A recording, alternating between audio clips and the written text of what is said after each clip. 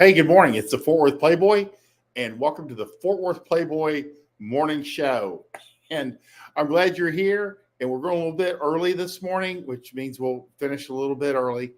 Um, and what do we talk about on the Fort Worth Playboy Morning Show? We talk about game, pickup, dating, and relationships, and sex.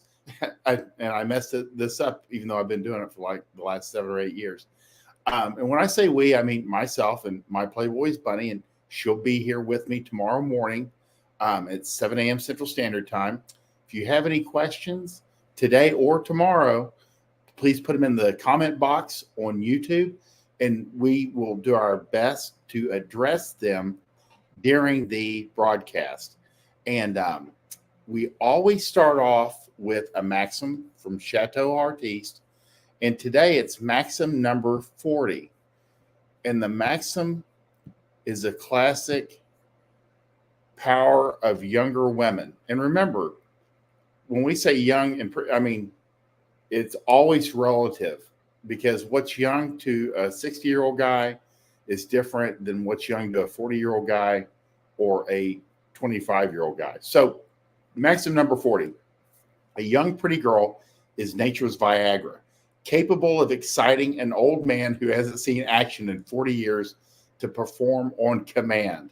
And Chateau was very good about contrasting younger, fresher, happier, less burdened by their history women and older women who, through bad experiences, bad decisions, and bad habits, they tend to not be that great of company. And he was very good about encouraging guys. And we found this too, Bunny and I, that that age gap dating seems to benefit everyone, her and him. Guys get a girl 10, 15, 20 years younger, has less baggage, happier, fewer bad experiences. They tend to let him lead or, defer to him. And the girl gets a guy that has his shit together, is not her peer, and she's able to follow. All girls want to do is just show up and follow along anyway. And she's allowed to, she is comfortable allowing herself to let this gentleman, who obviously is superior in age and maturity, to lead her. Everyone benefits. If they didn't, this age gap dating would not happen as much as it does. But again, a young, pretty girl is nature's Viagra. Sometimes a lot of guys that I've talked to that have gotten back on the dating scene, like in their late 30s, early 40s, just dating girls younger than them, 10 years, 15 years younger, the energy is so much better than their wife, who was a couple of years younger, wearing them down. And being around women that are their same age, who see him as a peer and shit test him constantly and are always disrespectful. And then he's dating a girl 15 years younger, and she's fun and she's energetic and she has a different view on life, and defers to him. It just works better. All these things work to basically, younger women will be more sexually exciting. And quite often, and I've heard it said that, Viagra was less made for guys with like truly physical restrictions on erections than more their wives had gotten older and surly and heavier and surlier, to the point where the guys were just like, yeah, I can't do this anymore. And so they needed a chemical help to keep going with the older women. You put them with a young girl, and they pop right up and they're back in the groove. So maybe there is something to that rumor and to that nature. But again, maxim number 40, you can't go wrong with younger. A young, pretty girl is nature's Viagra, capable of exciting an older man who hasn't seen action in 40 years to perform on command, out of nowhere. And it's always worth, if you don't believe it, it's always worth testing. You just try it out, see if it works for you. There's no downside. If you have any questions, by all means, put them in the box. I end up getting that I'm talking to myself feeling here. But it's good to see people are here this morning. This post, the next slide is some girls will never casually date you or anyone else. By imagined birthright, temperament, or artificially inflated self-worth, she'll only entertain a serious boyfriend or marriage. With these girls, if you deviate from their mental script, you're in for a world of hurt. Avoid.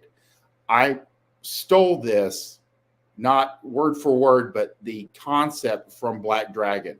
He was very good about, and he's got a name for this, and I cannot remember the name of what he gave it a label, and I thought it was very insightful because this is something that I had seen dating as an adult.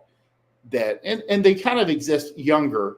There are girls that are going for that MRS degree, and if you're not a serious guy, if you're kind of a player, they're going to look right past you and not have anything to do with you, and that's okay. These girls are on a mission. But this definition usually is talking about women 30 and up who have no interest. I mean, the problem here is they have a script and a role that they want to plug you into. And you see guys fall into this all the time. Some girls will never casually date you or anyone else. And that's okay because you want to filter them out pretty quick.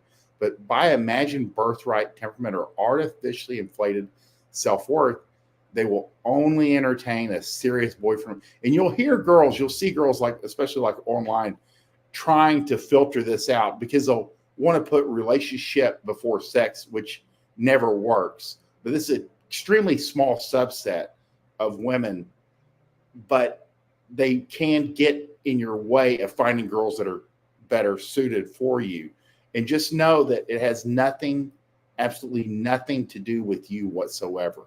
With these girls, if you deviate from their mental script, you're in for a world of hurt. Again, these are girls that you might end up, dating a couple times, and you realize if you deviate, if you're not like exactly going straight towards, let's date for 6 months, let's get engaged, let's be married by the end of the year.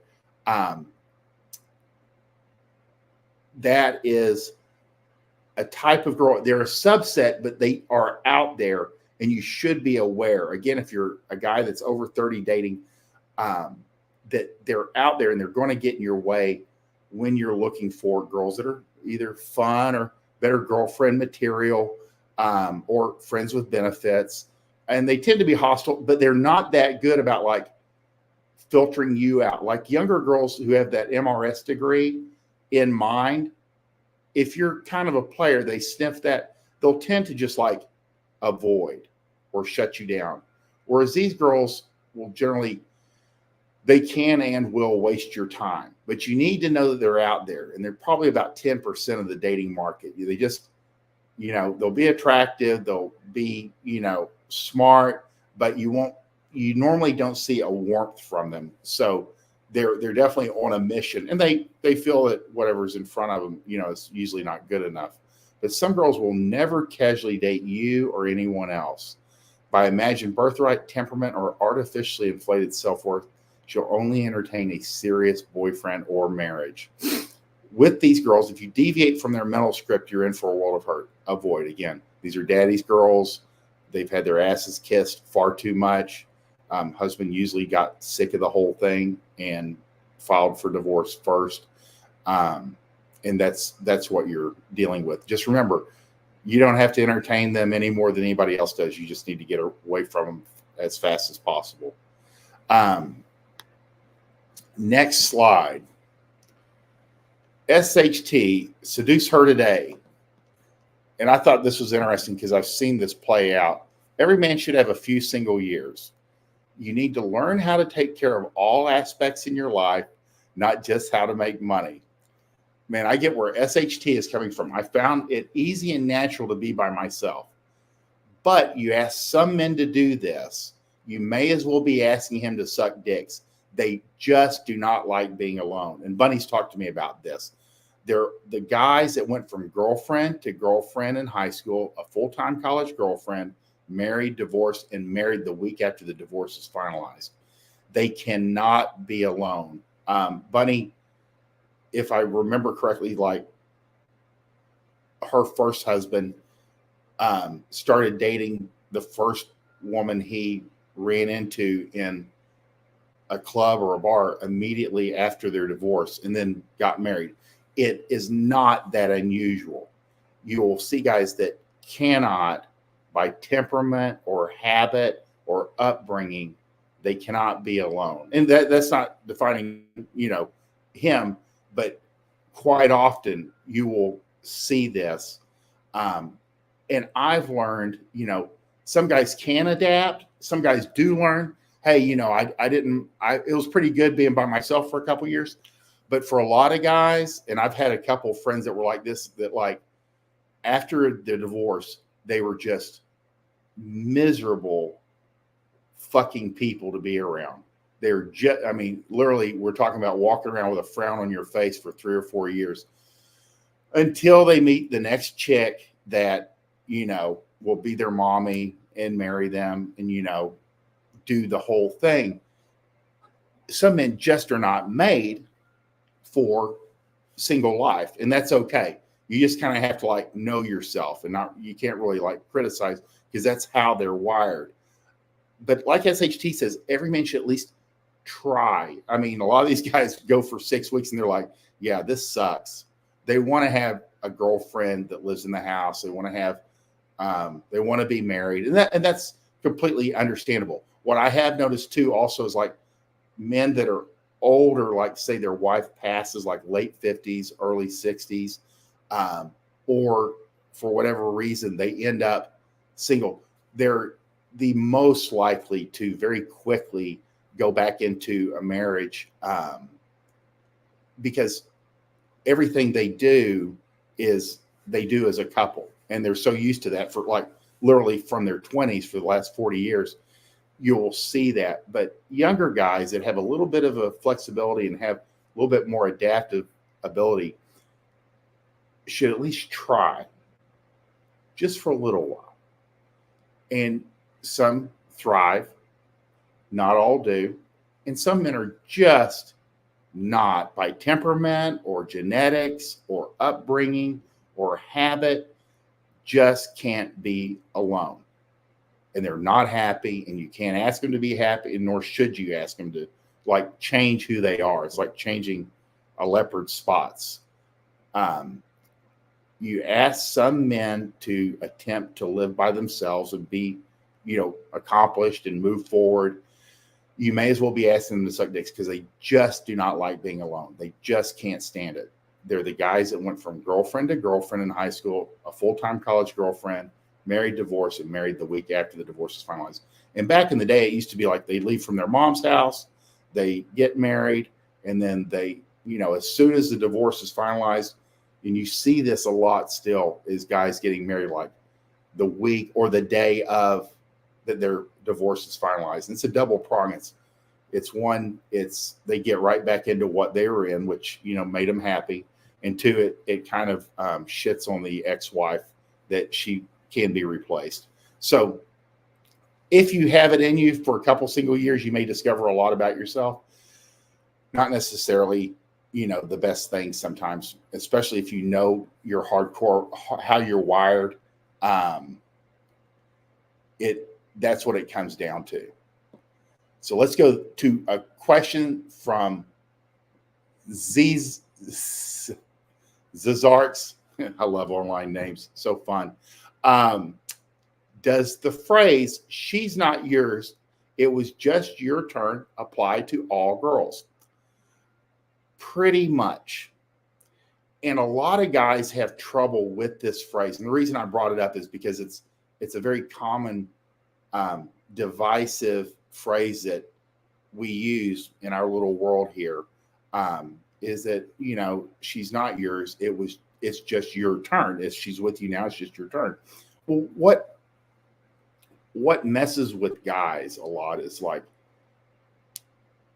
if a girl is even a 4 or a 5, even the most basic, she's not offensively or like physically disfigured. She's most likely, when you meet her, and this is the facts, and this is what you'll learn if you're older, no girls are ever single. They're always fucking someone. So when you meet a girl, she's fucking someone. She's not going to tell you. You're never going to know. It might be a fuck buddy, might be a friend with benefits, might be an ex-husband, might be an ex-boyfriend. It doesn't matter. She's fucking someone or some ones. Bunny and I had known girls that were single banging 3 or 4 guys. I mean, it's not unusual. And then you come along. And then she decides, hey, this guy's good boyfriend material. So now you're fucking her. And you guys go along for a year or 2 years, and you start being too effusive. You start kissing her ass too much. She starts getting bored, and she starts looking around and breaks up with you in her mind 6 months before she tells you. And she meets somebody else, and she starts fucking him. And there's a little bit of overlap before she tells you, she doesn't want to see you anymore. So in effect, since girls are always fucking someone, and we always say it might as well be you, she's not yours. It's just your turn, is how you should look at it. Don't take offense. Don't let it get you down. Don't let it be depressive or neg you out, because it does for a lot of guys. But that's how people operate, and that's how girls operate. They're always fucking someone. They're not going to tell you about it. They'll lie to you to your face. They're saving you from yourself, and they're saving themselves from the wrong guy who becomes overly aggressive that doesn't realize this. But this is how things operate in the real world. So it does apply to the vast majority of girls that you're dealing with. It's just because you start looking, if you're old enough, you look at your history. And that's how, she went from some dude to you, or some dude to me. And then after we were done, she's with the next guy. It's just it's like the play is the same, and the guys that are being the actors just change. And that's the deal. It's not like she existed and then she doesn't exist. It's, she's fucking someone, and she's fucking you for a while. Then she's fucking you and another guy, and then she's just fucking the other guy. And the other guy won't know about you either, 9 times out of 10. So that's how it goes. It just kind of like, it's a cycle or serial monogamy, if you will, even though there's not always a whole lot of monogamy involved. But that's the real deal. She's not yours. It was just your turn. Yes, it applies to the vast majority of women that you will meet, see, come in contact with over time. Trying to find an interesting.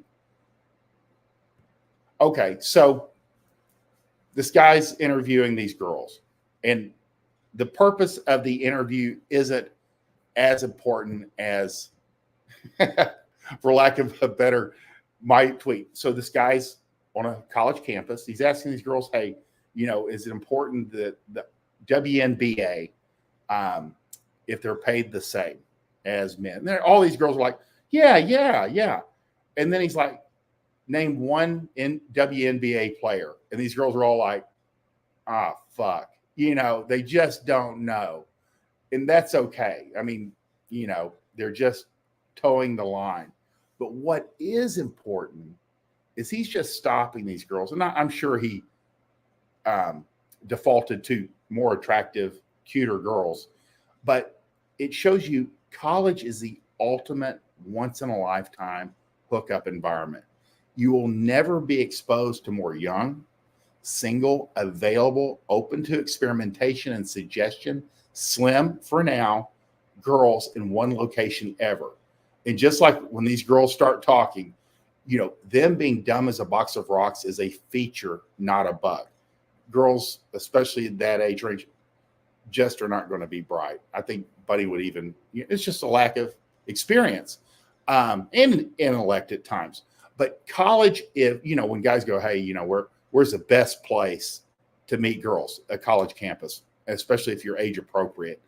But it's never stopped any of these professors or coaches or, these guys that are extremely determined. But college is the ultimate once in a lifetime hookup environment. You're never going to be around for 4 or 5 years, you're not going to be in a better environment to meet girls, learn about girls, rotate through girls. And nobody takes it personally. Everybody kind of knows. Girls will go, yeah, I went to college the first 2 years. I did nothing but sexually experiment because I was away from my family. It gives girls, and why is it an advantage to girls? They're away from their family. For a lot of them, they don't know anybody else on campus. They don't have any of their high school friends there. And they have freedom of movement. And quite often campuses are in cities. So they have an app. They have anonymity. So they can go sexually explore the city. And that's where you come in. Again, college is the ultimate once in a lifetime hookup environment. Guys, the sooner they recognize that, the better off they will be. And I've unfortunately had guys reach out and go, yeah, I realized this long after I was past it. You'll never be exposed to more young, single, available, open to experimentation and suggestion. Slim, again, they haven't had time to get too fat yet in one location ever again. And I've had guys, try like some corporate environment. It's just not going to be the same. Once you get out of college, everybody kind of is fragmented. At the end of the workday, everybody goes in their own direction. And girls do tend to, after college, be more marriage or serious orientated, by far, as opposed to, a sophomore. She's just there for fun. It's just for fun. And so realize that, and the sooner you can recognize that or put yourself in that environment, if it works for you and it's appropriate, the better off you are. So that's the real deal with college. It's a very interesting once in a lifetime experience that should you know what you're in the middle of it, you should use it to your advantage. Next slide. Some girls are just not going to be interested in you. Ignore them. You have yes girls, maybe girls, and no girls. Does a girl like me? This is a question that I get like daily, not daily, but at least weekly. It's a very how do I know when a girl likes me? It's very simple. All you have to do is ask her out. And she's going to say, yes, great. I'll see you Tuesday at 7:00. She'll say, no, I got to wash my hair, or my mom needs me. And they won't give you an alternative. That's a no girl. You ignore them. The maybe girls are the ones that say, hey, I can't on Tuesday, but I can next Friday. And you take them up on it. So it's a little less, but it's still a yes. So you go with it. Again, yes, maybe, and no. So just ignore. And the sooner you get better at going, okay, and move on and just treat her like you did the minute after she says no, you treat her the same as you did the minute before you asked her out. No different. The same thing. Don't react. Oh, okay. Because you'll show up tomorrow with a new girl on your arm anyway. It doesn't matter. Girls are easily replaceable. And especially at that level where you're just asking them out, oh, that's okay. She has her own reasons. And it might be a timing issue. And like Bunny has said before, the cooler, the more relaxed attitude you have about some girl rejecting you, for lack of a better word, or just saying no, the more likely she will come back around over time and wonder if she made the right decision. And sometimes these girls do come back around and go, you know what? I am actually available Tuesday night. So don't count on it, but it's more likely that you'll have some type of positive reaction, or they'll tell their friends, yeah, I turned this guy down, but he actually took it pretty well. You should meet him. You will get good referrals because it's so rare. Most guys like flip out, or they, look like they smelled something bad. Don't take it personal. Girls have all kinds of shit going on in the background that you're never aware of. You just have to realize that. But some girls are just not going to be interested in you, and you ignore them. There will be girls that are extremely interested in you, And you want to be able to capitalize on that by asking them out. And they go, yeah, hell yeah, I'll go. So just know that that's where they're at.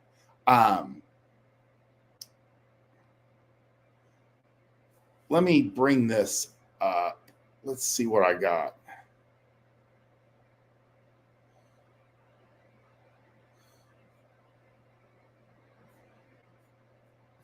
I don't see anything in here that I can really expand on. These are good questions.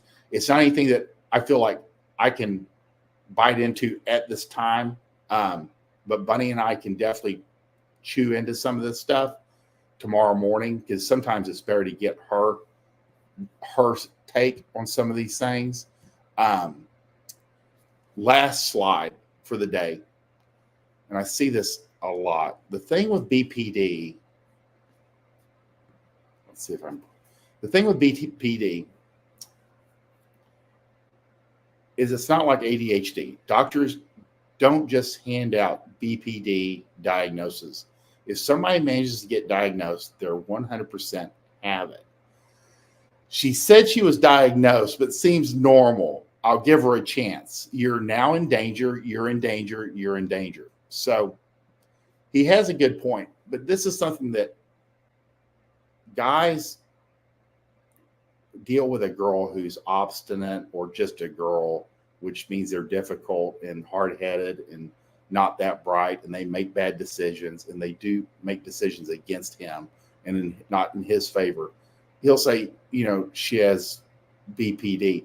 And the chance is very small, teeny tiny, very, very rare that your average college girl working a corporate job with 2 kids has BPD.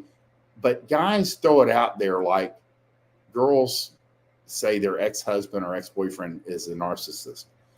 It's just a label that you find. The chance of you running into a normal college student, city dwelling office worker, running into her like running into Ebola, it is extremely rare. Hanging out in drug rehab, prisons, local jails, severe psychiatric intake centers, then yeah, you'll date a girl or 2 with it. And trust me, some guys love this shit. They love girls that get into trouble with the law. They love girls that are in psychiatric hospitals. They love that drama. It's no different than girls that love drama. So just know that BPD is extremely, extremely rare. And you're going to know it, and your hands are going to be full, and it's your own fault that you get involved with these girls. But unfortunately, a lot of guys will throw that word around, and you should definitely, use caution if you hear it, because it's not always an accurate descriptor. If you guys like this show, like it, comment, subscribe. If you like what you're saying, Bunny has like Fuck Like a Porn Star at myplayboysbunny.gumroad.com. If you want to pick up any of my books, I think I have like 30 now published. The Best of Chateau Artiste, 1, 2, and 3. You can find those at fortworthplayboy.gumroad.com. I appreciate you being here. I appreciate your questions, and we appreciate your presence. And we will see you on Twitter today. And she and I will be back here at 7 a.m. bright and early tomorrow morning. Have a great Friday.